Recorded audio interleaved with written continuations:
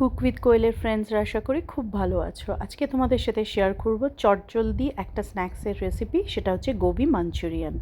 মানে হঠাৎ করে কেউ এসে গেল কি বানাবে, বা কেউ ভেজ যারা ননভেজ খান না তাদের ক্ষেত্রে কি বানাবে, এটা কিন্তু ট্রাই করতে পারো।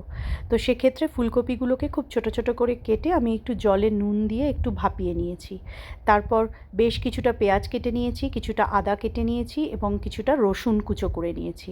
অন্যদিকে একটা মিক্সচার বানিয়েছি, 1 চামচের মতন ময়দা, 2 চামচ কর্নফ্লাওয়ার, তার মধ্যে দিয়েছি একটু কাশ্মীরি লঙ্কা, একটু নুন, একটুখানি গার্লিক পাউডার, একটু জিঞ্জার পাউডার, আর অল্প অল্প জল দিয়ে গোলাটা তৈরি করেছি। আর যখন জল দিয়ে গোলাটা রেডি হবে তার মধ্যে আমি 1 চামচ হোয়াইট অয়েল দিয়েছি।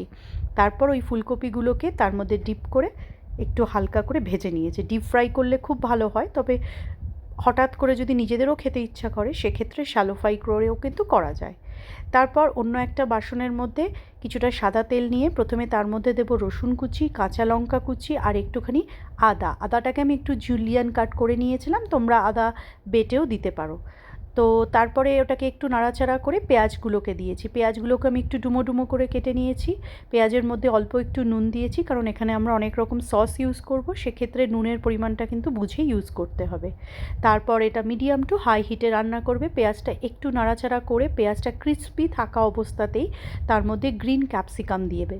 আমি এক রকমেরই ক্যাপসিকাম দিয়েছি, তোমাদের কাছে বিভিন্ন কালারফুল যে ক্যাপসিকামগুলো হয় সেগুলো থাকলেও দিতে পারো। সেগুলোকেও আমি একটু পাতলা পাতলা করে কেটে নিয়েছি, দিয়ে সেটা দিয়েও নাড়াচাড়া করব। তারপর কিছুটা যখন পেঁয়াজটা নরম হবে, খুব যেন নরম না হয় সেটা খেয়াল রাখতে হবে, তার মধ্যে আমরা যে একটা সস বানিয়ে নেব, সেই সসের মধ্যে আছে 2 চামচ সয়া সস, 1 চামচ অয়েস্টার সস, 1 চামচ চিলি গার্লিক সস আর 1 চামচ হচ্ছে টমেটো সস। এটাকে একটু ভালো করে ব্লেন্ড করে নেবে প্রত্যেকটা সসকে।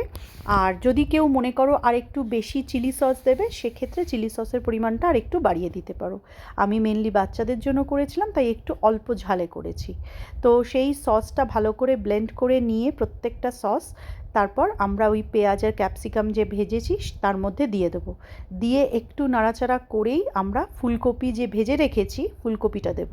দিয়ে আমরা মিডিয়াম আঁচে খুব ভালো করে টস করব, যাতে ফুলকপির গায়ে এই সসটা পুরো কোটিং হয়ে যায়। আর তোমরা যদি মনে করো এটাতে একটু গ্রেভি রাখবে, ইন দ্যাট কেস ওই সসের বাটির মধ্যেই 1 চামচ আরও কর্নফ্লাওয়ার নিয়ে ঠান্ডা জলে গুলে সেটা দিতে পারো। আমি আর আলাদা করে গ্রেভি করিনি, কারণ আমি ওই সসের বাটিতেই করেছি। তাতে যতটুকু গ্রেভি হয়েছে, আমি এটা ড্রাই টাইপের করেছি যেহেতু স্ন্যাক্স হিসেবে। তোমরা যদি একটু গ্রেভি রাখতে চাও, ইন দ্যাট কেস একটুখানি জল দিতে পারো কর্নফ্লাওয়ারটাকে জলে গুলে।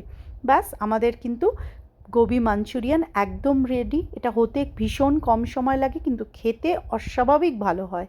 তো তোমরা তোমাদের গেস্টের জন্য সার্ভ করতে পারো, বাচ্চাদের মাঝে মাঝে যখন একটু চাইনিজ খেতে ইচ্ছা হয় সেই ক্ষেত্রেও কিন্তু করে দিতে পারো। আর সার্ভ করার সময় আমি উপর থেকে একটু তিল বা সেসামি সিড যেটা হয় সেটা ছড়িয়ে পরিবেশন করেছি, উপর থেকে একটু কাঁচা লঙ্কা কুচিয়ে দিয়েছি। তোমরা চাইলে এখানে স্প্রিং অনিয়ন দিয়েও সার্ভ করতে পারো। তো কেমন লাগলো জানিও, আর সবাই ট্রাই করে দেখো কিন্তু।